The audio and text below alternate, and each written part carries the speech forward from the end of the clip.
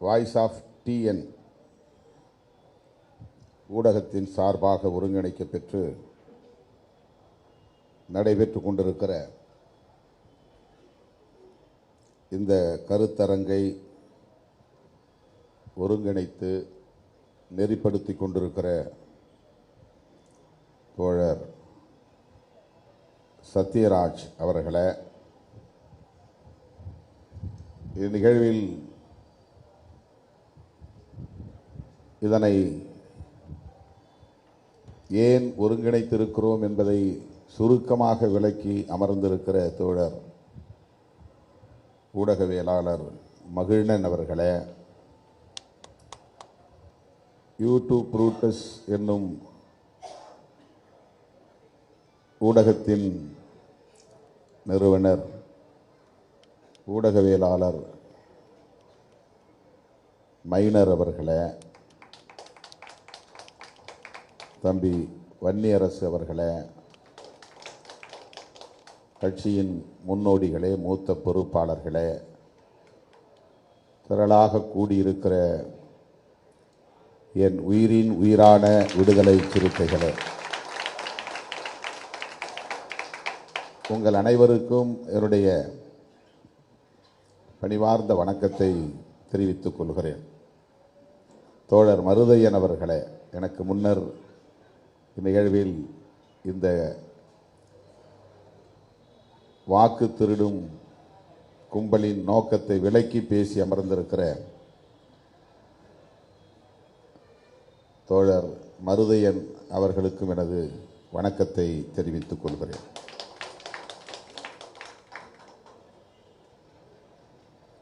காலையில் இதே பொருளில் ஆயிரக்கணக்கான சிறுத்தைகள் திரண்ட ஒரு மாபெரும் ஆர்ப்பாட்டத்தை நாம் நடத்தி முடித்திருக்கிறோம். அங்கே நான் இது குறித்து ஏறத்தாழ 1 மணி நேரம் விளக்கி பேசியிருக்கிறேன். இந்த நிகழ்வை சில நாட்களுக்கு முன்னதாகவே நடத்திட வேண்டும் என்று தோழர் மகிழ்நன் உள்ளிட்ட அருமை நண்பர்கள் வருகை தந்து என்னிடத்திலே சொன்னார்கள். ஆனால் உரிய இடமும் உரிய நேரமும் ஏதுவாக அமையவில்லை. ஆகவே இன்று நமது கட்சியின் தலைமையகத்திலேயே இது ஒருங்கிணைக்க பெற்று நடைபெற்றுக் கொண்டிருக்கிறது.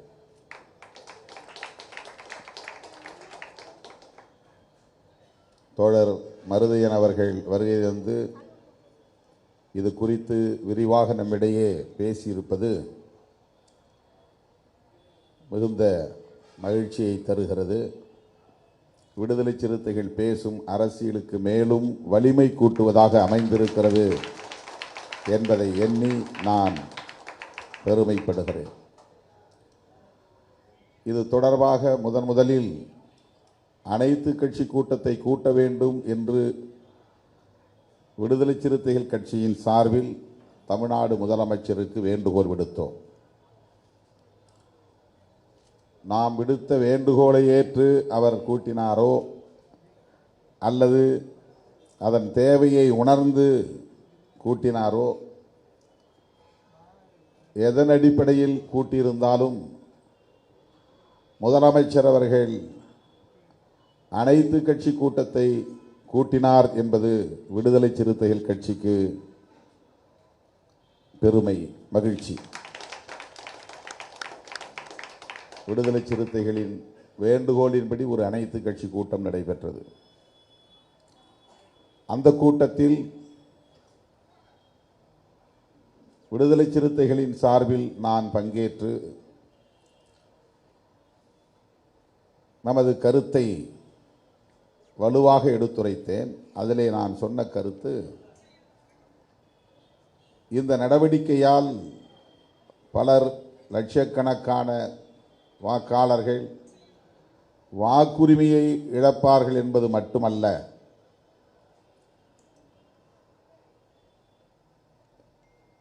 அதற்காக மட்டும் நாம் இதை எதிர்க்க வேண்டும் என்பதில்லை.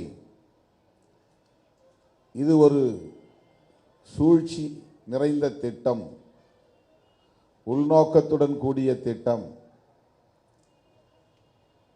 அவர்களின் செயல் திட்டங்களை நடைமுறைப்படுத்துவதற்கான ஒரு உத்தி தேசிய குடிமக்கள் பேரேடு என்கிற ஒன்றை NRC, national register of citizens, அதை உருவாக்குவதற்கான ஒரு திட்டம். எனவே இதற்கு பின்னணியில் குடியுரிமை தொடர்பான ஒரு செயல் திட்டம் அடங்கியிருக்கிறது. இதை நாம் புரிந்து கொண்டு எஸ்ஐஆரே வேண்டாம் என்று நாம் அனைத்து கட்சியினரும் குரல் கொடுக்க வேண்டும். அதை நடைமுறைப்படுத்துவதற்கு நாம் இடம் கொடுக்கக்கூடாது. இதை தடுப்பதன் மூலம் பிற மாநிலங்களிலும் ஒரு விழிப்புணர்வு ஏற்படும் என்று குடியுரிமையோடு தொடர்புடைய திட்டம் என்று விடுதலை சிறுத்தைகள் கட்சியின் சார்பில் அந்த அனைத்து கட்சி கூட்டத்தில் வலியுறுத்தி பேசினேன். இன்றைக்கு நாடு முழுவதும் இதே கருத்து எதிர்க்கட்சிகளால், ஜனநாயக சக்திகளால், இடதுசாரி அரசியல் சக்திகளால் முன்வைக்கப்படுகிறது.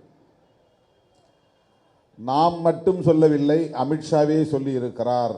அண்மையிலே 21ஆம் தேதி குஜராத்திலே நடைபெற்ற எல்லையோர பாதுகாப்பு படையின் 50ஆம் ஆண்டு விழாவிலே பேசுகிற போது அவரே ஒரு ஒப்புதல் வாக்குமூலம் தந்திருக்கிறார். இது குடிமக்கள் பேரேட்டை உருவாக்குவதற்கான முயற்சிதான். அவரே சொல்லியிருக்கிறார். என்ஆர்சியை நடைமுறைப்படுத்துவதற்கான முயற்சிதான். உள்துறை அமைச்சர் அமித்ஷா அவர்களே ஒப்புதல் வாக்குமூலம் தந்திருக்கிறார். இந்த எஸ்ஐஆர் நடவடிக்கையை எதிர்க்கட்சிகள் விமர்சிக்கின்றன. அவர்களின் விருப்பம் அண்டை நாடுகளிலிருந்து ஊடுருவியவர்களின் பெயர்களெல்லாம் வாக்காளர் பட்டியலில் இடம்பெற வேண்டும் என்பதுதான். எங்களின் நோக்கம் அண்டை நாடுகளிலிருந்து இந்தியாவுக்குள்ளே ஊடுருவிய ஒருவரையும் நாங்கள் விடமாட்டோம், அவர்களை தூக்கி எறிவோம் என்பதுதான். இதுதான் அமித்ஷா அவர்கள் பேசிய பேச்சு. குஜராத்திலே பேசியிருக்கிறார். அது நாளேடுகளில், ஆங்கில நாளேடுகளில் செய்தியாக பதிவாகி இருக்கிறது. ஆகவே விடுதலை சிறுத்தைகள் கற்பனையாக இதை பேசவில்லை. தோழர் மருதையன் அவர்கள் யூகமாக இதை பேசவில்லை. உண்மையை நாம் பேசுகிறோம். அதனை இப்போது அமித்ஷா அவர்கள் ஒப்புதல் வாக்கு மூலமாக உறுதிப்படுத்தி இருக்கிறார். தோழர்களே, இதுதான் மிக முக்கியமாக நாம் புரிந்து கொள்ள வேண்டிய செய்தி. ஏதோ நம்முடைய உறவினர்களின் வாக்குகள் எல்லாம் வாக்காளர் பட்டியலிலிருந்து நீக்கப்பட்டு விடும், வாக்குரிமை பறிபோகிவிடும் என்கிற அந்த கோணத்தில் இருந்து மட்டும் இதை நாம் அணுகக்கூடாது.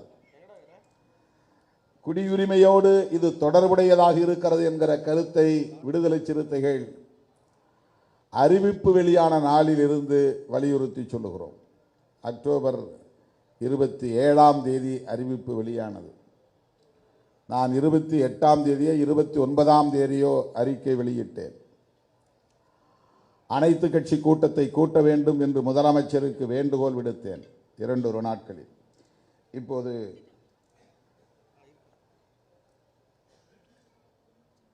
டெக்கான் கிரானிக்கல் என்கிற பத்திரிகையில் வெளியான செய்தி, they don't have right to pollute our democratic system. நம்முடைய ஜனநாயக கட்டமைப்பில் அவர்கள் ஒரு மாசு உருவாகுவதற்கு அல்லது அழுக்கு சேருவதற்கு முயற்சிக்கிறார்கள். அந்த உரிமை அவர்களுக்கு இல்லை. they don't have right to pollute. pollute என்றால் மாசு களங்கம் ஏற்படுத்துவதற்கு அவர்களுக்கு உரிமை இல்லை. அவர்களுக்கு என்றால் எதிர்க்கட்சியினருக்கு, காங்கிரஸ், இடதுசாரிகள், திமுக, விசிக போன்ற கட்சியினருக்கு, எதிர்ப்பவர்களுக்கு உரிமை இல்லை. நம்முடைய ஜனநாயக நடைமுறை என்கிற இந்த கட்டமைப்பிலே ஒரு களங்கத்தை ஏற்படுத்துவதற்கு அவர்களுக்கு உரிமை இல்லை. இது ஒரு டைட்டில். பெரிய எழுத்துக்களில் short targets parties over SIR. இந்த சிறப்பு தீவிர சீராய்வு குறித்து சில கட்சிகளை குறிவைத்து அமித்ஷா பேசினார். will throw out all infiltrators. ஊடுருவல்காரர்களை, ஊடுருவி இருப்பவர்களை நாங்கள் தூக்கி எறிவோம். we will throw out all infiltrators. சட்டவிரோதமாக இந்திய தேசத்திற்குள் குடியேறி இருப்பவர்களை, ஊடுருவல்காரர்களை நாங்கள் தூக்கி எறிவோம். இதுதான் இந்த பத்திரிகையில் வெளிவந்திருக்கிற தலைப்புச் செய்தி. அதிலே அவர் சொல்லியிருக்கிற கருத்தின் சாராம்சம் இது. இந்த எஸ்ஐஆர் என்கிற நடவடிக்கை குடிமக்கள் யார் என்பதை ஆய்வு செய்து தூய்மைப்படுத்துவதுதான் நோக்கம். இதைத்தான் நாம் அனைத்து கட்சி கூட்டத்திலே விடுதலை சிறுத்தைகள் கட்சியின் சார்பில் முதலாக பதிவு செய்தோம். இன்றைக்கு தோழர் மருதையன் அவர்கள் அதை அம்பலப்படுத்துகிற வகையில் உரையாற்றினார். சரி, இதில் என்ன தவறு இருக்கிறது? அண்டை நாடுகளில் இருந்து இந்திய தேசத்திற்குள் ஊடுருவி இருக்கிற சட்டவிரோத குடியேறிகளை வெளியேற்றுவது நல்ல நோக்கம்தானே. இதில் என்ன தவறு இருக்கிறது? இந்த கேள்வி இயல்பாக எழும். இந்தியா முழுவதும் இப்படி அண்டை நாடுகளில் இருந்து சட்டவிரோதமாக பாகிஸ்தானியர்கள், ரஷ்யாவை சார்ந்தவர்கள், பர்மாவை சார்ந்தவர்கள், வங்கதேசத்தை சார்ந்தவர்கள், சீன நாட்டை சார்ந்தவர்கள் குடியேறி இருக்கிறார்களா என்ற கேள்வி அடுத்து எழும். எந்தெந்த மாநிலங்களில் அப்படி குடியேறி இருக்கிறார்கள்? எத்தனை லட்சம் பேர் குடியேறி இருக்கிறார்கள்? அப்படி குடியேறிய மாநிலங்களில் மட்டும் இதை ஏன் நடைமுறைப்படுத்தக்கூடாது? அதற்கு தேர்தல் ஆணையம்தான் தேவையா? தேர்தல் ஆணையத்திற்கு அந்த அதிகாரம் உண்டா? எந்த சட்டத்தில் தேர்தல் ஆணையத்திற்கு இந்த இன்ஃபில்ட்ரேட்டர்ஸ் என்கிற ஊடுருவல்காரர்களை வெளியேற்றுவதற்கான அதிகாரம் வழங்கப்பட்டிருக்கிறது? இதற்கென்று தேர்தல் ஆணையத்திற்குரிய சட்டம் இடமளிக்கிறதா? வாக்காளர்களை பற்றிய, வாக்குரிமை பற்றிய சட்டம், மக்கள் பிரதிநிதித்துவ சட்டம், அதுதான் தேர்தல் ஆணையத்திற்கான நடைமுறைப்படுத்துவதற்கான சட்டம்.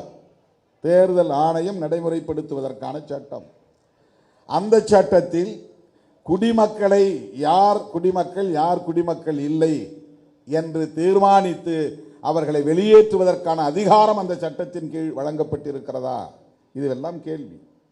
இதற்கு அமித்ஷா போன்றவர்கள் பதில் சொல்வார்களா? தேர்தல் ஆணையத்தை வைத்து இதை நடைமுறைப்படுத்த வேண்டும் என்று எந்த சட்டம் அனுமதிக்கிறது? ஏன் நீங்கள் தேர்தல் ஆணையத்தை பயன்படுத்துகிறீர்கள்?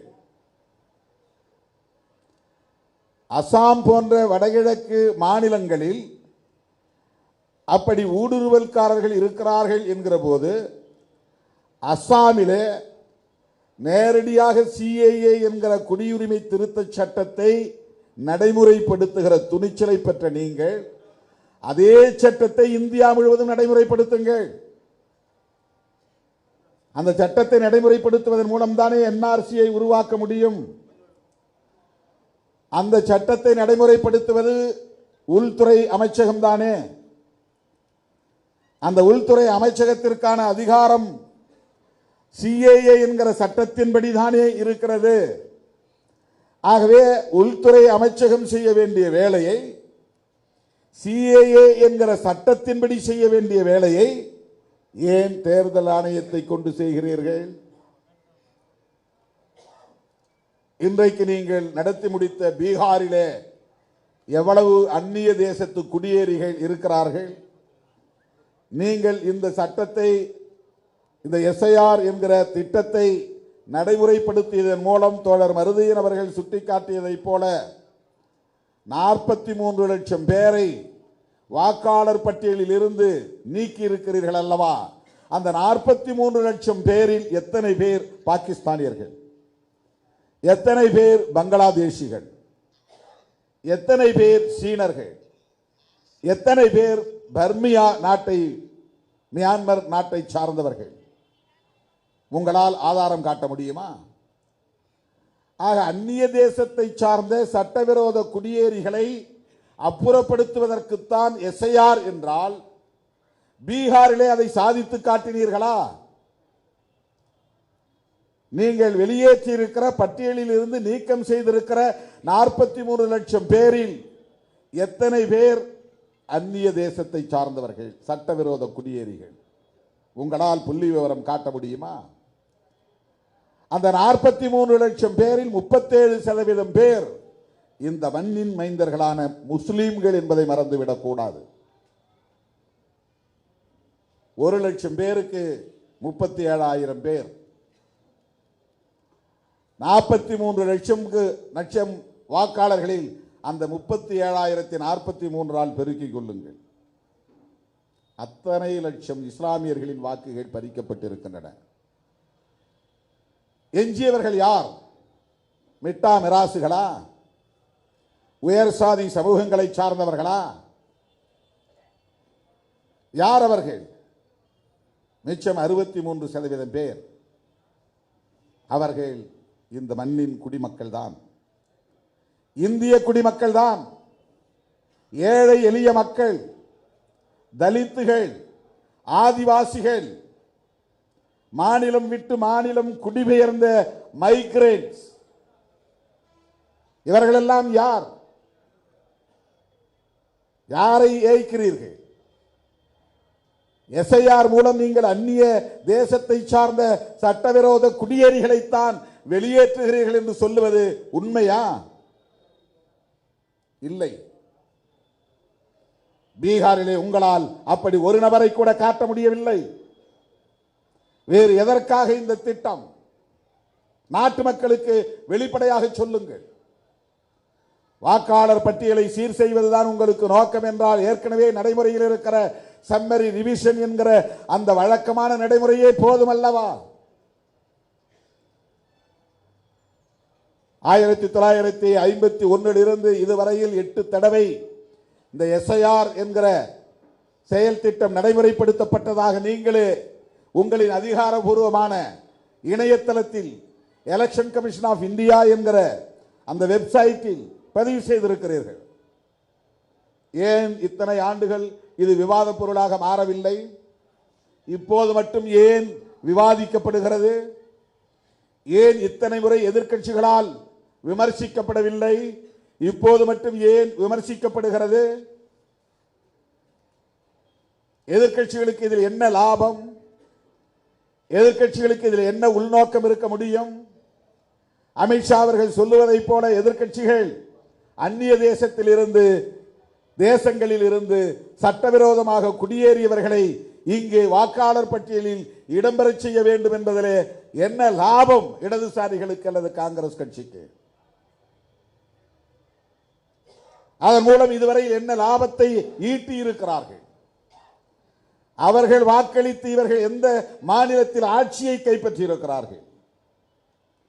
அவர்களால் தான் காங்கிரஸ் இந்த மாநிலத்தில் ஆட்சியை கைப்பற்றியது என்று ஆதாரம் காட்ட முடியுமா? எஸ்ஐஆர் என்பது அந்நிய நாடுகளில் இருந்து, அண்டை நாடுகளில் இருந்து இந்திய தேசத்திற்குள் சட்டவிரோதமாக குடியேறியவர்களை அப்புறப்படுத்துவதற்கான முயற்சி இல்லை. அதைத்தான் நாங்கள் சொல்ல விரும்புகிறோம். பீகாரிலே நீக்கப்பட்ட 43 லட்சம் பேரும் இந்த நாட்டின் குடிமக்கள், இந்த மண்ணின் மைந்தர்கள், ஏழை எளிய மக்கள், உழைக்கிற மக்கள். அதிலே பெரும்பான்மை தலித்துகளும் பழங்குடிகளும் சிறுபான்மை சமூகத்தை சார்ந்தவர்களுமாகத்தான் இருக்கிறார்கள். ஏன் அவர்களின் வாக்குரிமையை நீங்கள் பறிக்க வேண்டும்? புரட்சியாளர் அம்பேத்கர் போன்ற மாமனிதர்கள் தோன்றுவதற்கு முன்பு, இங்கே அவர்கள் போராடுவதற்கு முன்பு, தோன்றுவதற்கு முன்பல்ல, போராடுவதற்கு முன்பு, வட்டமேசை மாநாட்டில் வயது வந்தோர் அனைவருக்கும் வாக்குரிமை வேண்டும் என்று வாதாடுவதற்கு முன்பு, பட்டா உள்ளவர்களுக்கும் பட்டம் படித்தவர்களுக்கு மட்டுமே இங்கு வாக்குரிமை இருந்தது. ஆண்ட சாதி என்று சொல்லுகிறவர்களுக்கும் இங்கே வாக்குரிமை இல்லை. ஏழை எளிய மக்களுக்கு இல்லை. நிலம்புலம் இல்லாதவர்களுக்கு கிடையாது. படிக்காத யாருக்கும் வாக்கு இல்லை. நிலபுலம் இல்லாத ஏழை எளிய மக்களுக்கு வாக்கு இல்லை. இதுதானே இருந்தது தொடக்கத்தில். நாடு விடுதலை பெறுவதற்கு முன்பு இங்கே தேர்தல் நடந்ததா இல்லையா? பிரிட்டிஷ் ஆட்சி காலத்திலே தேர்தல் நடந்ததா இல்லையா? 1950க்கு முன்பு இங்கே தேர்தல் நடந்ததா இல்லையா? அப்போது நடந்த தேர்தல்களில் எல்லாம் யார் வாக்களித்தார்கள்? உனக்கும் எனக்கும் வாக்குரிமை இருந்ததா? இல்லை. 1930, 31, 32 அந்த காலகட்டங்களில் லண்டனில் நடைபெற்ற வட்டமேசை மாநாடுகளில் பங்கேற்று உரையாற்றிய புரட்சியாளர் அம்பேத்கர் அவர்களும் மாவீரன் ரெட்டமலை சீனிவாசன் அவர்களும் வாதாடிய போது வயது வந்த அத்தனை பேருக்கும் வாக்குரிமை வேண்டும் என்று கோரிக்கை வைத்தார்கள். படித்தவர்களோ படிக்காதவர்களோ, ஏழைகளோ பணக்காரர்களோ, நிலம் உள்ளவர்களோ நிலமில்லாதவர்களோ, அத்தனை பேருக்கும் வாக்குரிமை அப்படித்தான் வந்தது. அந்த வாக்குரிமையை மறுபடியும் திட்டமிட்டு பறிக்கிற வேளையில் இன்றைக்கு அவர்கள் ஈடுபடுகிறார்கள். அந்த ஏழை எளியவர்களின் கைகளில் இருந்த வாக்குரிமை என்கிற ஆயுதத்தை பறிக்கிறார்கள். சமத்துவம் என்பதை இன்றைக்கு அரசியல் களத்திலே நம்மால் உறுதி செய்ய முடிந்தது. Political democracy. ஆனால் சமூக தளத்திலும் பொருளாதார தளத்திலும் சமூக ஜனநாயகம், பொருளாதார ஜனநாயகம் என்பதை நம்மால் உறுதிப்படுத்த முடியவில்லை. இது எனக்கு பெரும் கவலை அளிக்கிறது என்று புரட்சியாளர் அம்பேத்கர் அவர்கள் பலமுறை பதிவு செய்திருக்கிறார். அது என்ன அரசியல் ஜனநாயகம்? ஒருவருக்கு ஒரு வாக்கு, அந்த ஒவ்வொரு வாக்குக்கும் ஒரே மதிப்பு. இதுதான் பொலிட்டிக்கல் டெமோக்ரசி. இதுதான் அரசியல் ஜனநாயகம். இந்திய குடிமக்களாய் உள்ள ஒவ்வொருவருக்கும் ஒரு வாக்குரிமை உண்டு. அந்த ஒவ்வொரு வாக்கும் ஒரே மதிப்பை கொண்டிருக்கும். மோடியின் நண்பர் அதானிக்கும் ஒரு வாக்குதான். மோடியை எதிர்த்து அன்றாடம் போராடி கொண்டிருக்கிற திருமாவளவனுக்கும் ஒரு வாக்குதான். அதானியின் வாக்கின் மதிப்பும் திருமாவளவனின் வாக்கு மதிப்பும் ஒன்றுதான், சமம்தான். இந்த சமத்துவத்தை அரசமைப்பு சட்டத்தின் மூலம் நிலைநாட்டியவர் புரட்சியாளர் அம்பேத்கர் அவர்கள். ஈக்குவாலிட்டி என்கிற சமத்துவத்தை இதன் மூலம் அரசமைப்பு சட்டத்தின் வழி நிலைநாட்டியவர். அந்த சமத்துவத்தை பறிக்கிற செயலில் ஈடுபடுகிற ஒரு செயல் திட்டம்தான் எஸ்ஐஆர். இல்லை என்று உங்களால் மறுக்க முடியுமா?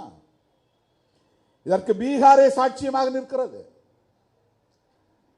நீங்கள் பட்டியலில் இருந்து நீக்கம் செய்திருக்கிற 43 லட்சம் பேரும் இந்த நாட்டின் குடிமக்களா இல்லையா? அவர்கள் ஏன் வாக்காளர் பட்டியலில் இடம்பெறவில்லை? இதுதான் உங்கள் சூது, உங்கள் சூழ்ச்சி. நீங்களும் MBBS படிக்கலாம், ஆனால் அதை நீங்கள் எட்டுவதற்கு மிகப்பெரிய தடைகளை எல்லாம் தாண்டி வர வேண்டும். அதன் மூலம் உங்களை வடிகட்டுவோம். நீங்களும் நீதிபதி ஆகலாம், ஆனால் அதை எட்டுவதற்கு உங்களால் ஒருபோதும் முடியாது. உச்ச நீதிமன்றம் என்றால் அது உயர் சாதி மன்றம் என்கிற நிலையை நாங்கள் எங்களின் சூது சூழ்ச்சியால் வடிவமைத்து வைத்திருக்கிறோம். உங்களுக்கு எல்லாம் திறந்திருக்கிறது, ஆனால் உங்களால் வர முடியாது. கோவில் வாசல் திறந்திருக்கும், ஆனால் கருவறைக்குள் நுழைய முடியாது. கோவில் கதவை நாங்கள் மூடவில்லை, திறந்துதான் இருக்கிறது. நீங்களும் வரலாம், ஆனால் கருவறைக்குள் உங்களால் நுழைய முடியாது. இப்படித்தான் இவர்கள் எல்லா சதித்திட்டங்களையும் தீட்டுகிறார்கள். தொலைநோக்கு பார்வையோடு செய்கிறார்கள். அவர்களுக்கான திட்டத்திற்குரிய தொலைநோக்கு பார்வை, அவர்களின் செயல் திட்டத்தை நடைமுறைப்படுத்துவதற்கான தொலைநோக்கு பார்வை. இன்னும் 25 ஆண்டுகளுக்கு பிறகு இந்தியா எப்படி இருக்க வேண்டும் என்பதை கடந்த 25 ஆண்டுகளுக்கு முன்பே அல்லது 50 ஆண்டுகளுக்கு முன்பே அவர்கள் தீர்மானித்து விட்டார்கள். இன்றைக்கு அதை நடைமுறைப்படுத்துவதற்கான ஒரு நிலையை அவர்கள் எட்டியிருக்கிறார்கள். இந்த வாய்ப்பை பயன்படுத்தி அவர்கள் விரும்புகிற இந்தியாவை கட்டமைக்கப் போகிறார்கள். இது எல்லாவற்றோடும் சேர்ந்ததுதான் இந்த எஸ்ஐஆர். இது வெறும் தேர்தல் ஜனநாயகத்தில் நடைமுறைப்படுத்துகிற வழக்கமான ஒரு பியூரோக்ராட் அப்ரோச் அல்ல, ஒரு அதிகார வர்க்கத்தின் அணுகுமுறை அல்ல. இது ஒரு அரசியல் சதி திட்டம். அவர்களை எதிர்க்கிறவர்கள், எப்போதும் அவர்களை ஏற்காதவர்கள், பன்மைத்துவத்தை விரும்புகிறவர்கள், மதச்சார்பின்மையை உயிர் மூச்சு கோட்பாடாக கொண்டிருப்பவர்கள், வலதுசாரி அரசியலை முழுமையாக மூர்க்கமாக எதிர்ப்பவர்கள், இடதுசாரிகள், இவர்களை எல்லாம் வீழ்த்த வேண்டுமானால் அவர்களின் ஆதரவு சக்திகளாக இருப்பவர்களை மெல்ல மெல்ல பலவீனப்படுத்துவது, அந்நியப்படுத்துவது, அப்புறப்படுத்துவது, செயலிழக்க செய்வது. அரசமைப்பு சட்டத்தில் மிக முக்கியமான உயிர் மூச்சு கோட்பாடுகளாக இருக்கிற மதச்சார்பின்மை அவர்களின் நோக்கத்திற்கு எதிரானது. பன்மைத்துவம் அவர்களின் இலக்குக்கு எதிரானது. கூட்டாட்சி தத்துவம் அவர்களின் நோக்கத்திற்கு எதிரானது. செக்யூலரிசம் என்கிற மதச்சார்பின்மை பிஜேபி RSS ஆல் ஒருபோதும் ஏற்றுக்கொள்ள முடியாத ஒரு கோட்பாடு. புளூரலிசம் என்கிற பன்மைத்துவம், எத்தனை மதங்களும் இங்கே இருக்கலாம், எத்தனை மொழிகள் பேசக்கூடியவர்களும் இங்கே வாழலாம், ஆனால் சகோதரத்துவத்தோடு சமூக ஜனநாயகத்தை பெருக்கி இவர்கள் அந்த பன்மைத்துவத்தை பாதுகாத்துக் கொள்ளலாம் என்கிற அந்த புளூரலிசம், பன்மைத்துவம், அந்த கோட்பாடு ஒரு காலத்திலும் பிஜேபி RSS போன்ற சக்திகளால் ஏற்றுக்கொள்ள முடியாது. பெடரலிசம் என்கிற கூட்டாட்சி தத்துவம் அவர்களால் ஏற்றுக்கொள்ள முடியாது. மாநிலங்களுக்கு அதிகாரம், தன்னிச்சையாக சட்டம் இயற்றிக் கொள்ளுகிற அதிகாரம், விரும்புகிறபடி கல்விக் கொள்கையை வகுத்துக் கொள்ளுகிற அதிகாரம், தங்கள் விருப்பப்படி MBBS போன்ற தொழிற்கல்விகளை உருவாக்கி கொண்டு அதை தம்வயப்படுத்திக் கொள்ளுகிற அதிகாரம் கிடையாது. உங்களை மானிட்டர் பண்றதுக்கு எப்போதும் நாங்கள் KN ரவி போன்ற ஆட்களை வைத்திருப்போம். RN ரவி போன்றவர்களை வைத்திருப்போம். நீங்கள் சட்டமன்றத்தில் நிறைவேற்றுகிற மசோதாக்களை நாங்கள் சட்டமாக்க மாட்டோம், கையெழுத்து போட மாட்டோம். குறைந்தபட்ச இந்த மாநில அரசுகளுக்கான அதிகாரத்தையும் அவர்களால் ஏற்றுக்கொள்ள முடியாது. ஒட்டுமொத்தமாக டெல்லியிலே அதிகாரத்தை குவிப்பது அது பெடரலிசத்திற்கு எதிரானது. ஒரே தேசம் ஒரே மதம் அது பன்மைத்துவத்திற்கு எதிரானது. ஒரே தேசம் ஒரே மொழி அது பன்மைத்துவத்திற்கு எதிரானது. ஒரே தேசம் ஒரே கலாச்சாரம் அது பன்மைத்துவத்திற்கு எதிரானது. அரசுக்கு ஒரு மதம் வேண்டும், அது மதச்சார்பின்மைக்கு எதிரானது. இவை அனைத்தும் அரசமைப்பு சட்டம் முன்மொழியும் கோட்பாடுகள். அரசமைப்பு சட்டம் முன்மொழியும் கோட்பாடுகள் என்றால் புரட்சியாளர் அம்பேத்கர் முன்மொழிகிற கோட்பாடுகள். இது அம்பேத்கரின் அரசியல். இந்த தேசம் புதிதாக கட்டமைக்கப்படுகிற இந்த தேசம் மதசார்பற்ற அரசை கொண்டிருக்கும். இந்த தேசம் பல மொழிகளை பேசுகிற மக்களையும் பல மதங்களை பின்பற்றுகிற மக்களையும் இணைத்து சகோதரத்துவத்தோடு வழி நடத்தும். அந்த பன்மைத்துவம் இங்கே வலுப்பெறும். அப்படிப்பட்ட ஒரு தேசமாக இது இருக்கும். இந்த தேசம் பல மாநிலங்களை கொண்டதாக இருக்கும். அந்த மாநில அரசுகள் மைய அரசை சார்ந்திருக்காமல் தனித்து இயங்கக்கூடிய வலிமை பெற்றதாக இருக்கும். ஒரு குவாசி ஃபெடரல் ஸ்ட்ரக்சர். முழுமையான பெடரலிசம் இல்லை. ஆனாலும் மாநிலங்கள் முழுமையாக ஒன்றிய அரசை சார்ந்து கிடக்காது. தனித்து இயங்குகிற அதிகாரமும் உண்டு. தங்களுக்கான சட்டங்களை இயற்றிக் கொள்ளுகிற அதிகாரங்களும் மாநில அரசுகளுக்கு உண்டு. தங்களுக்கான பொருளாதார உற்பத்தியை மேம்படுத்திக் கொள்ளுகிற, தொழில் வளத்தை மேம்படுத்திக் கொள்ளுகிற, கலாச்சாரத்தை பாதுகாத்துக் கொள்ளுகிற அதிகாரம் உண்டு. அதுதான் குவாசி ஃபெடரல். இதை அனுமதிப்பது அரசமைப்பு சட்டம். இதை முன்மொழிந்தது புரட்சியாளர் அம்பேத்கர். இந்த மூன்று முக்கிய கோட்பாடுகளுக்கும் நேர் எதிரி பாஜக, ஆர்எஸ்எஸ். ஏன் திருமாவளவன் பிஜேபியை எதிர்க்கிறான் அல்லது விமர்சிக்கிறான் என்பதை விட ஏன் திமுக இடதுசாரிகளோடு கைகோர்த்து நிற்கிறான் என்பதற்கு இதுதான் அடிப்படை. சில சில்லறைகள் ஏதோ நாம் 2 சீட்டுக்கு 3 சீட்டுக்குமாக அங்கே நிற்கிறோம் என்று விமர்சித்துக் கொண்டிருக்கிறார்கள். அவர்கள் அரசியல் அறியாமையில் உழலுகிற அற்பர்கள். அவர்களுக்கு நம்மை புரிந்து கொள்வதற்கு இன்னும் பல 10 ஆண்டுகள் ஆகும். நம் அரசியலை புரிந்து கொள்வதற்கு இன்னும் பல 10 ஆண்டுகள் ஆகும். நம்முடைய அரசியல் என்றால் திருமாவளவன் அரசியல் அல்ல, அம்பேத்கர் அரசியல், பெரியார் அரசியல், மார்க்சிய அரசியல். அந்த அரசியலை புரிந்து கொள்வதற்கு அவர்களுக்கு போதிய மூளை வலிமை இல்லை. அதுதான் காரணம். எனவேதான் நம்மை குறைத்து மதிப்பிடுகிறார்கள். அரசியல் ஆதாயம்தான் நோக்கம் என்றால் கூடுதல் அதிகாரம் கிடைக்கிற கூட்டணியில் இடம்பெறுவது என்ன பெரிய வேலையா என்ன?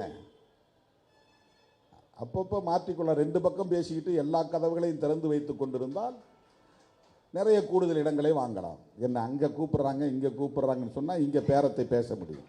நான் எல்லா கதவுலையும் சாத்திட்டு நான் உன் கூட தான் இருக்கிறேன், நீங்க எங்கும் போய்விடக்கூடாது, எங்க கூடவே நிற்கணும், நாங்கள் உங்க கூடவே நிற்கணும் அப்படின்னு ஒரு கூட்டணியை உறுதிப்படுத்துகிற வேலையை திருமாவளவன் செய்து கொண்டிருக்கிறான். அந்த கூட்டணி ஜனநாயகத்தை பாதுகாக்கிற கூட்டணி, அரசமைப்பு சட்டத்தை பாதுகாக்கிற கூட்டணி. இதுதான் இன்றைக்கு நாம் முன்னெடுத்திருக்கிற அரசியல். அந்த அடிப்படையில் தான் நாம் அரசியல் ஆதாயங்களை கருத்தில் கொள்ளாமல் புரட்சியாளர் அம்பேத்கரின் கனவை நனவாக்க வேண்டும் என்கிற பெரும் திட்டத்தோடு பெரும் நோக்கோடு இயங்கிக் கொண்டிருக்கிறோம். எனவேதான் கூட்டணி கட்சிகளோடு சேர்ந்து ஆர்ப்பாட்டம் நடத்தியும் கூட அதிலே ஒரு திருப்தி ஏற்படாமல் இன்றைக்கு விடுதலை சிறுத்தைகள் தனித்து ஒரு ஆர்ப்பாட்டத்தை நடத்தினோம். எஸ்ஐஆர் வேண்டாம் என்று சில 1000 பேரை திரட்டி திருமாவளவன் ஒரு ஆர்ப்பாட்டம் நடத்திவிட்டால் இந்த எஸ்ஐஆர் என்கிற செயல் திட்டத்தை நடைமுறைப்படுத்துவதை நிறுத்திவிட முடியுமா என்றால் நிறுத்திவிட முடியாது, தெரியும். ஆனால் உங்கள் முகத்திரையை கிழித்து விட முடியும். நீங்கள் என்ன நோக்கத்திற்காக, என்ன சதித்திட்டத்தோடு, என்ன சூது சூழ்ச்சியோடு செயல்பட்டுக் கொண்டிருக்கிறீர்கள் என்பதை அம்பலப்படுத்துவதுதான் எங்கள் நோக்கம். அதை நாட்டு மக்கள் புரிந்து கொள்ளட்டும், இளம் தலைமுறையினர் புரிந்து கொள்ளட்டும். எப்படி பார்த்தாலும் தமிழ்நாட்டில் குறைந்தது 10% பேர் வாக்காளர் பட்டியலில் இடம்பெற முடியாத நிலை ஏற்பட்டால் கூட 65 லட்சம் பேர் வாக்குரிமையை பறிகொடுக்கும் நிலை ஏற்படும். 10% குறைந்தது. இந்த 65 லட்சம் பேர் யார்? உங்கள் வாதப்படி இதை தூய்மைப்படுத்துகிற வேலை என்று சொல்லுகிறீர்கள் அல்லவா? தமிழ்நாட்டிலே வாக்குரிமையை பறிகொடுக்கவிருக்கிற 10% பேர், குறைந்தது 65 லட்சம் பேர் யாராக இருப்பார்கள்? பங்களாதேஷிகளா? யார்? மியான்மரை சார்ந்தவர்களா? சீனாவை சார்ந்தவர்களா? ரஷ்யாவை சார்ந்தவர்களா? ஆப்கானிஸ்தானை சார்ந்தவர்களா? இலங்கையை சார்ந்தவர்களா? பாகிஸ்தானை சார்ந்தவர்களா? சொல்லுங்க. தமிழ்நாட்டிலே இலங்கையிலிருந்து ஈழத்திலிருந்து வந்தவர்கள் 1 லட்சம் பேர் 1.5 லட்சம் பேர் இருக்கிறார்கள். முகாம்களில் கொஞ்சம் பேர், முகாம்கள் இல்லாமல் வெளியிலே கொஞ்சம் பேர் தங்கி இருக்கிறார்கள். அது ஒப்பீட்டளவிலே பெரிய எண்ணிக்கை இல்லை. கிட்டத்தட்ட 6.5 கோடி வாக்காளர்களில் அவர்கள் எத்தனை பேர் வாக்காளர்களாக பதிவு செய்திருக்கிறார்கள் என்று நமக்கு தெரியாது. அவர்கள் அத்தனை பேருக்கும் நீங்கள் வாக்குரிமை இல்லை என்று பறித்தாலும் அது மிகவும் நெக்லிஜிபிள், அது ஒரு பெரிய பொருட்டே இல்லை. ஆனால் கிட்டத்தட்ட 65 லட்சம் பேர் தமிழ்நாட்டிலும் வாக்குரிமையை பறிகொடுக்கும் நிலை ஏற்படலாம் என்பது அரசியல் ஆய்வாளர்களின் கருத்து. இதனால் யார் பாதிக்கப்பட போகிறார்கள்? யாருடைய வாக்குரிமைகள் பறிபோக உள்ளன? ஏன் இந்த நடைமுறை? எதற்காக எமது வாக்குரிமையை பறிக்கிற முயற்சியில் நீங்கள் ஈடுபடுகிறீர்கள்? அவர்களுக்கு ஒட்டுமொத்தத்தில் சிஏஏ சட்டத்தை நடைமுறைப்படுத்த வேண்டும். அதன் மூலம் என்ஆர்சி என்கிற அந்த குடிமக்கள் பேரேட்டை உருவாக்க வேண்டும். இது அவர்களின் அடுத்த செயல் திட்டத்திற்கான ஒரு அடித்தளம். அடுத்த செயல் திட்டத்திற்கான அடித்தளம் என்றால் அந்த அடுத்த செயல் திட்டம் என்ன? அவர்களின் அரசியலை உற்று நோக்கினால் உங்களுக்கு தெரியும்.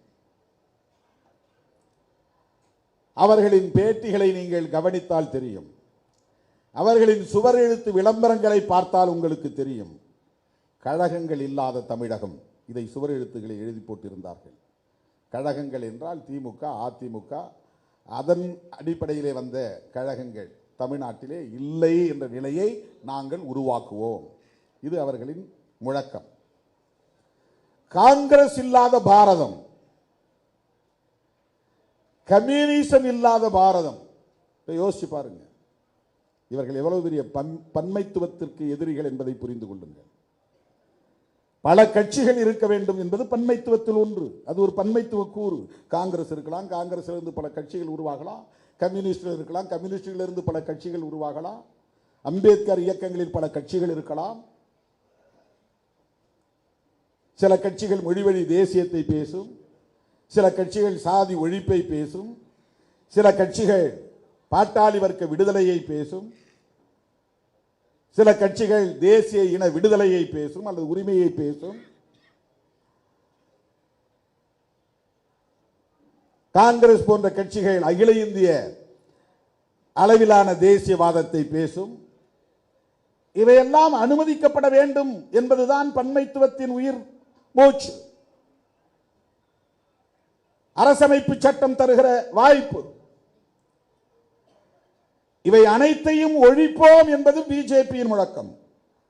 காங்கிரஸ் இல்லாத பாரதம், அப்படி எப்படி ஒரு கட்சியை நீங்க இல்லாமல் ஒழிக்க முடியும்? ஒழிப்போம் என்று சொல்லுவது வெறும் அரசியல் முழக்கம் அல்ல, அதற்கு பின்னால் இருக்கிற அவர்களின் கொள்கை சார்ந்த சதி திட்டம். அது பன்மைத்துவத்திற்கு எதிரான ஒரு சதி முயற்சி. அது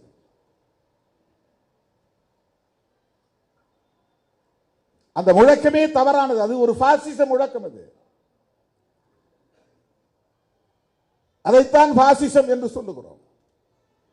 இந்த நாடாளுமன்ற ஜனநாயகத்தை பயன்படுத்தி, இந்த ஆட்சி அதிகார வலிமையை பயன்படுத்தி, தேர்தல் ஆணையம், நீதிமன்றம் போன்ற நிறுவனங்களை எல்லாம் தம்பயப்படுத்தி தம் கட்டுக்குள் கொண்டு வந்து தங்களின் நோக்கத்தை நிறைவேற்றுகிற இந்த எதேச்சதிகார போக்கைத்தான் நியோ பாசிசம் என்று சொல்லுகிறோம்.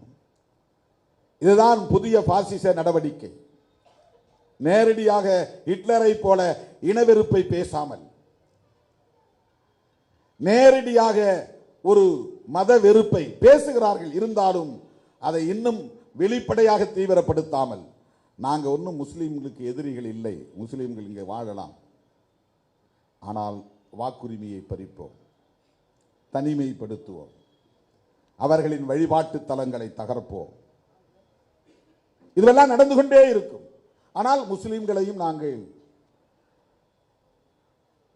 சகோதரர்களாகத்தான் பார்க்கிறோம். நாங்கள் சாதியை சகோதரத்துவ முறையில் அணுகுகிறோம். ஓன் சாதி உனக்கு, ஏன் சாதி எனக்கு, ஆனால் 2 பேரும் சகோதரர்களாக இருப்போம். இது எதை காட்டுகிறது? புரட்சியாளர் அம்பேத்கர் பேசுகிற சாதி ஒழிப்பு அரசியலுக்கு இது நேர் எதிரானதா இல்லையா? தலித் அமைப்புகளையே சாதி பெருமை பேச வைக்கிறார்கள். நாங்கள் எல்லாம் சிவகுலத்தை சார்ந்தவர்கள், நாங்கள் மகாவிஷ்ணு வழி வந்தவர்கள், இப்படி சாதி பெருமை பேச வைத்து அவர்களுக்கான வாக்கு வங்கியாக மாற்றி சாதிய கட்டமைப்பை உயிர்ப்போடு வைத்திருக்க விரும்புகிறார்கள்.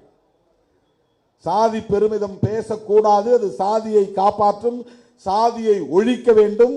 இந்த காலத்தில் முடிகிறதோ இல்லையோ, இந்த கருத்துள்ள தலைமுறை வளர வளர அது தானாக உதிர்ந்து போகிற காலம் கனியும் என்கிற ஒரு நம்பிக்கை புரட்சியாளர் அம்பேத்கர், தந்தை பெரியார், மகாத்மா ஜோதிபா பூலே போன்றவர்களுக்கு இருந்தது.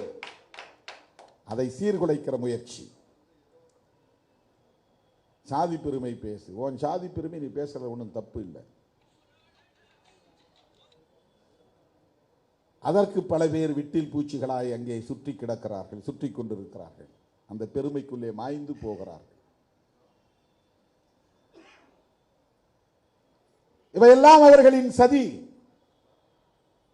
சகோதரத்துவத்தை பேணுவது போல் சகோதரத்துவத்தை சிதைப்பது. சாதி பெருமை பேசும்போது என்ன ஆகுது? அம்பேத்கர் என்கிற ஒரு அடையாளத்தை பயன்படுத்தி இந்தியா முழுவதும் ஷெட்யூல் காஸ்ட் என்கிற பெயரில் 30 கோடி மக்கள் ஒரே உணர்வை பெற்றவர்களாக எழுச்சி பெற்ற நிலையை இன்றைக்கு சாதாரணமாக தகர்த்து விட்டார்கள். இப்ப யாரும் நீ என்ன ஷெட்யூல் காஸ்ட் சொல்லாதாங்கிறான், சில பேர் என்ன தலித்துன்னு சொல்லாதாங்கிறான். நீ யாரான்னா அவன் சொந்த சாதி தான் எனக்கு பெருமை.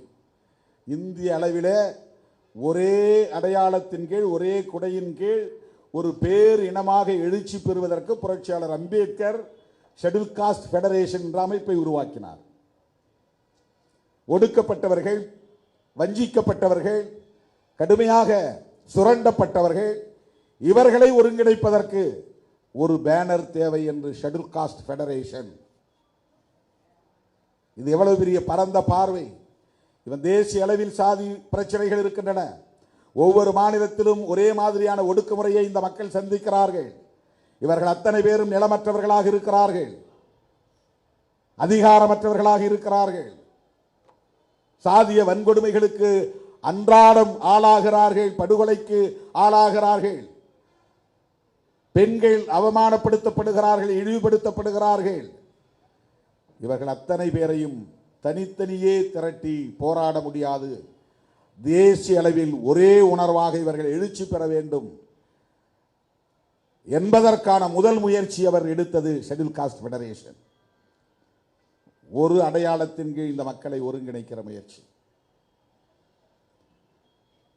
அதன் பிறகு இவர்கள் பெரும்பாலும் அமைப்பு சாரா தொழிலாளர்களாக இருக்கிறார்கள், தொழிலாளர் வர்க்கமாக இருக்கிறார்கள் என்பதனால் இண்டிபெண்டன்ட் லேபர் பார்ட்டி என்கிற பெயரில் கட்சியை தொடங்கினார். சுதந்திர தொழிலாளர் கட்சி என்று தெருவை கூட்டுகிறவர்கள் போன்ற பல தொழில்களை, அமைப்பு சாரா தொழில்களை, விவசாய தொழில் உள்ளிட்ட இந்த தொழிலாளர்களை ஒருங்கிணைப்பதற்கான ஒரு பெருமுயற்சியிலே இறங்கினார். அதன் பிறகு இந்த மக்கள் மதம் மதம் என்கிற உணர்விலே ஒட்டி கிடக்கிறார்கள். அதிலிருந்து இவர்களை வெளியேற்றி இன்னொரு வாய்ப்பை அல்லது ஒரு களத்தை இவர்களுக்கு உருவாக்கி தர வேண்டும். சாதியத்தை ஏற்காத பௌத்தத்தை தழுவுவோம் என்று பௌத்தத்தை தழுவினார். இதுவெல்லாம் அவர் கையாண்ட உத்திகள். இந்த மக்களை ஒரே அடையாளத்தின் கீழ் திரட்ட வேண்டும் என்பதற்காக அவர் மேற்கொண்ட முயற்சி அது.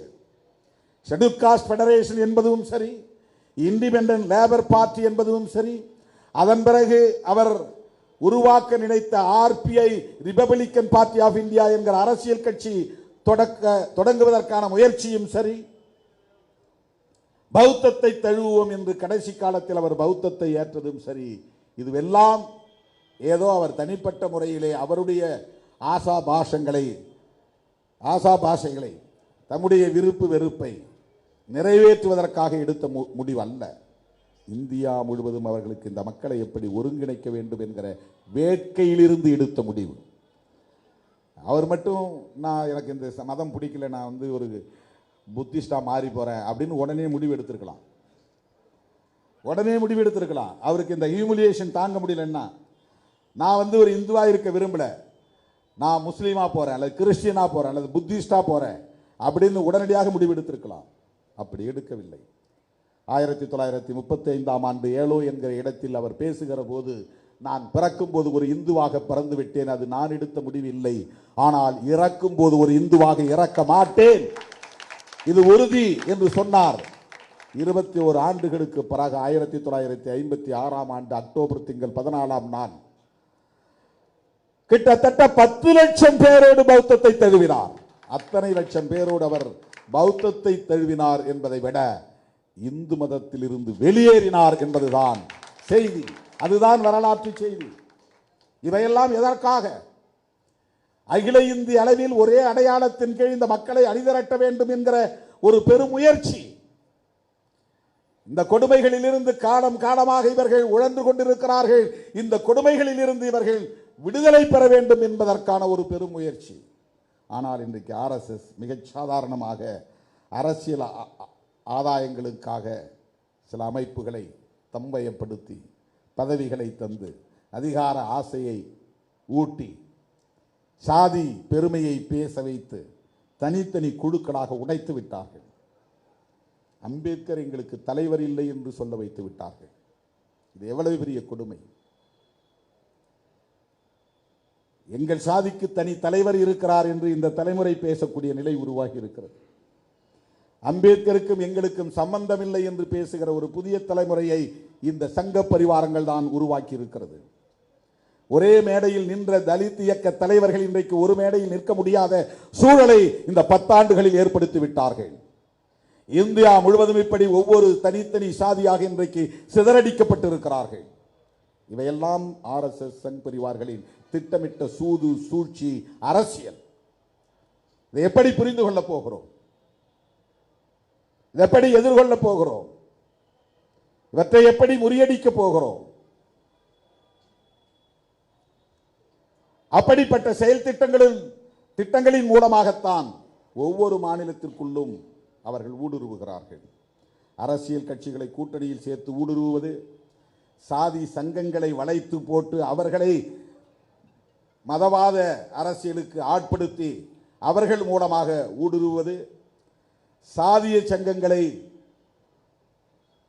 சாதி பெருமைகளை பேச வைத்து அந்த உணர்வுகளை வளர்த்து மத வெறியை தூண்டுவது, அந்த மதவெறியின் மூலம் அவர்கள் சாதிக்க நினைப்பது மத மாற்றத்தை தடுப்பது, அவர்கள் சாதிக்க நினைப்பது ஒரே மதம் என்கிற இலக்கை தொடுவது, அவர்கள் சாதிக்க நினைப்பது இந்துக்கள் என்கிற பெரும்பான்மைவாதத்தின் மூலம் இந்த தேசத்தை இந்து ராஷ்டிராவாக கட்டியமைப்பது. இவையெல்லாம் அவர்களின் லாங் டேர்ம் கோல்ஸ், நீண்டகால நெடுங்கால இலக்குகள். அதற்காகத்தான் இதையெல்லாம் செய்கிறார்கள். நீங்க ஒரு சாதி சங்கத்தை உருவாக்கி நாளைக்கு அமித்ஷா அவர்களை வரவழைக்க வேண்டும் என்று விரும்பினால் அதற்கு ஏற்பாடு செய்ய ஆட்கள் இருக்கிறார்கள். நீங்க 100 பேர் தான் இருக்கிறீங்களா கூட 100 பேரை பார்க்கறதுக்கு அவர் ரெடியா இருக்கிறார். உங்கள் கோரிக்கை என்னவென்று கேட்பார். அந்த கோரிக்கையை செய்கிறாரோ இல்லையோ அதை ஊதி பெருக்கி ஊக்கப்படுத்தி ஆதரவு தெரிவித்து அந்த உணர்வை அப்படியே ஊழி தீயாக வளர்ப்பார்கள். ஆண்ட பரம்பரை என்றெல்லாம் பேச வைப்பார்கள். நோக்கம் சாதி உணர்வு வளர வளரத்தான் மத உணர்வு வளரும். மத உணர்வு வளர வளரத்தான் இங்கே பிற மதங்களுக்கு எதிராக இவர்கள் விரும்புகிற பெரும்பான்மைவாத உணர்வை இங்கே கட்டமைக்க முடியும். தோழர்களே, இப்படிப்பட்ட ஒரு நீண்ட நெடிய விரிவான அரசியல் சதித்திட்டங்களோடு தான் ஒவ்வொன்றையும் அவர்கள் மிக நுட்பமாக நடைமுறைப்படுத்துகிறார்கள். இது எதுவும் நான் இட்டுக்கட்டி பேசுவதாக நீங்கள் எண்ணிவிடக் கூடாது. மிகைப்படுத்துகிறேன், அதீத கற்பனையில் பேசுகிறேன் என்று கருதிவிடக் கூடாது. நான் சொன்ன ஒவ்வொன்றும் நடந்து கொண்டே வருகிறது, நிகழ்ந்து கொண்டே வருகிறது. ஆகவே எஸ்ஐஆர் என்பது வெறும் தேர்தல் லாபங்களுக்காக மட்டுமே சிலரின் வாக்குகளை பறித்து ஆட்சியை கைப்பற்றுவது என்பதல்ல. அவர்களுக்கு ஒரு மிகப்பெரிய நோக்கம் இருக்கிறது. சிஏஏ என்கிற சட்டத்தை நடைமுறைப்படுத்தி தேசிய குடிமக்கள் பேரேட்டை உருவாக்கி அதன் மூலம் தங்களுக்கு எதிரான வாக்கு வங்கியையும் சிதறடித்து இந்து பெரும்பான்மைவாதத்தை இங்கே நிலைநாட்டுவதுதான் இந்திய அரசமைப்பு சட்டம் முன்மொழிகிற இந்த கோட்பாடுகளை சிதைப்பதுதான் மதசார்பற்ற அரசாக இன்றைக்கு இயங்கிக் கொண்டிருக்கிற இந்திய ஒன்றிய அரசை மதவெறியர்கள் ஆண்டாலும் இன்றைக்கும் இந்த அரசு மதசார்பற்ற அரசுதான்.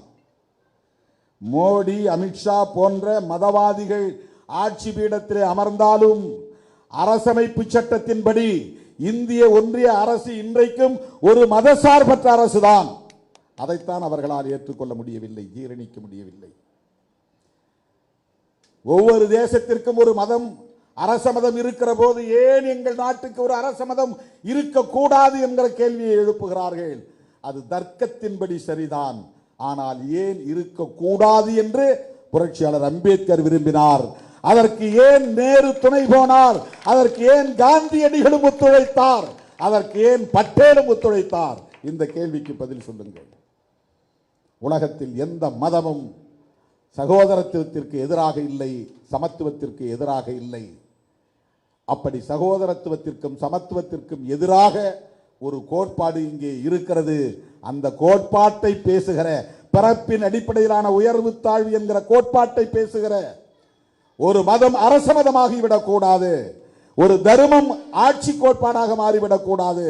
அந்த மனு தர்மம் ஆட்சி பீடத்தில் கோலோச்சி விடக்கூடாது என்பதற்காகத்தான் புரட்சியாளர் அம்பேத்கர் இந்த அரசு மதசார்பற்ற அரசாக இருக்க வேண்டும் என்று விரும்பினார். அதனால்தான் இந்த அரசமைப்பு சட்டத்தில் அரசமைப்பு சட்டம் ஒன்றை ஏற்கவில்லை. கருத்து முரண்கள் இருந்தாலும், நேருக்கு நேரான மோதல்கள் கருத்தியல் அடிப்படையில் நிகழ்ந்தாலும் காந்தியடிகளும் அம்பேத்கரின் கருத்துக்கு ஒத்துழைத்தார். பண்டிட் ஜவஹர்லால் நேரு அவர்களும் ஒத்துழைத்தார். அதனால் இன்றைக்கு இந்த அரசு மதசார்பற்ற அரசாக இருக்கிறது. அருமை தோழர்களே, இந்த பின்னணியில் தான் எஸ்ஐஆர் ஏன் இங்கே திணிக்கப்படுகிறது என்பதை நாம் புரிந்து கொள்ள வேண்டும். இன்றைக்கு நம்மால் அதை எதிர்க்க முடியாமல் போகலாம், இன்றைக்கு நம்மால் அதை தடுக்க முடியாமல் போகலாம். ஆனால் இவர்களின் ஒவ்வொரு நகர்விலும் இருக்கிற சதியை நாம் புரிந்து கொள்ள வேண்டும். தொடர்ந்து மக்களிடத்தில் அதை பேசிக்கொண்டே இருக்க வேண்டும். இதை ஒரு பொது விவாதமாக, வெகுமக்கள் விவாதமாக மாற்ற வேண்டும் என்பதற்குத்தான் இந்த கருத்தரங்கமும் ஒருங்கிணைக்கப்பட்டிருக்கிறது என்பதை சொல்லி வாய்ப்புக்கு நன்றி கூறி முடிக்கிறேன். நன்றி, வணக்கம்.